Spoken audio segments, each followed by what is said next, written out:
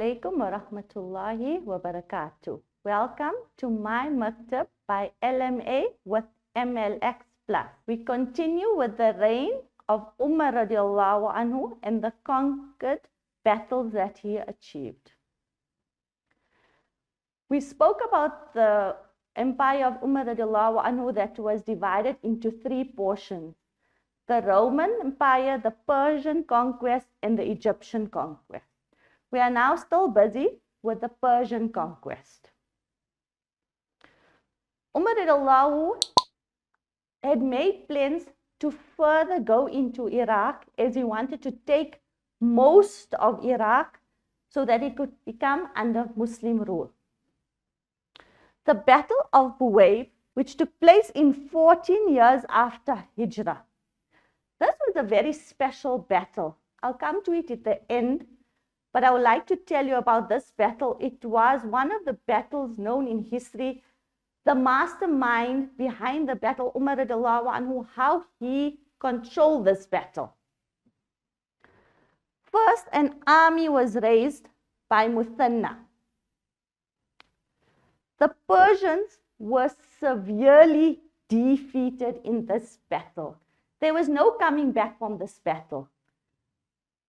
Bones and heaps of bones and skulls were seen all over the battlefield, and it remained for years. Travelers that were passing through Iraq would still see the heaps of bones and skulls laying there for years to come.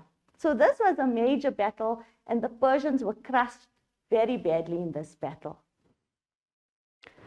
Burhan Dukt, who was in charge during that time, as Yazid was still a minor and could not take the throne, was now replaced by Yazid, the only living member of the house of Kisra, as he was now of age to take the reins.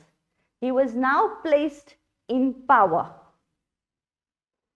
The entire Iraq came under the banner of Islam.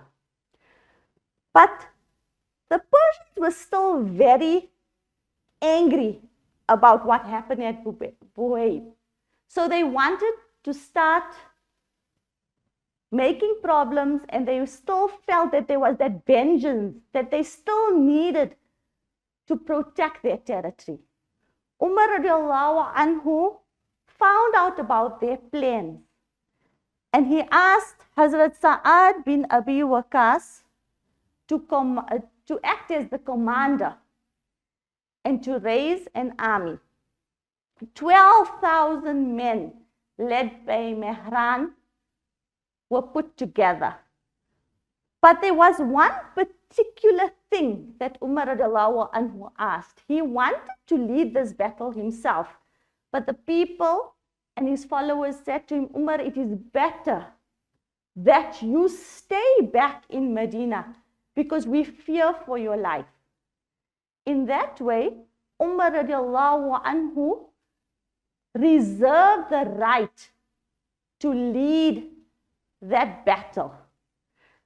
Now, thinking about this, he was sitting in Medina. Umar radiallahu anhu was sitting in a chair in Medina, and he was controlling this war in Iraq without technology that we have today. How did Umar radiallahu anhu do that? I'm going to give you a minute to think about it. Without laptops, emails, cell phones, the technology that we have today, Umar radiallahu anhu wanted to control this war, but yet he was sitting in Medina.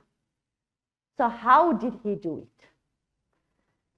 He created a relay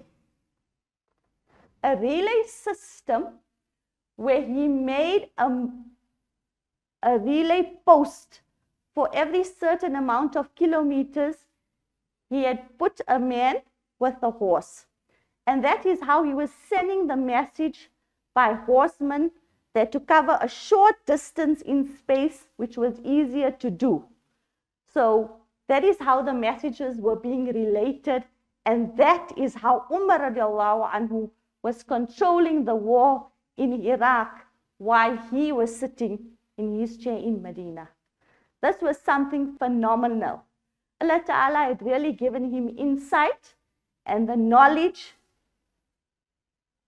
and the outcome of this was only that the Muslims were successful. I'm going to leave you with this, and inshallah we will continue in our next lesson with more of the conquest. Remember to practice on what we have learned. Wa alaikum salam wa rahmatullahi wa barakatuh. The kitab that I'm using is Khulafaa-e-Rashideen from the Lenasia Muslim Association.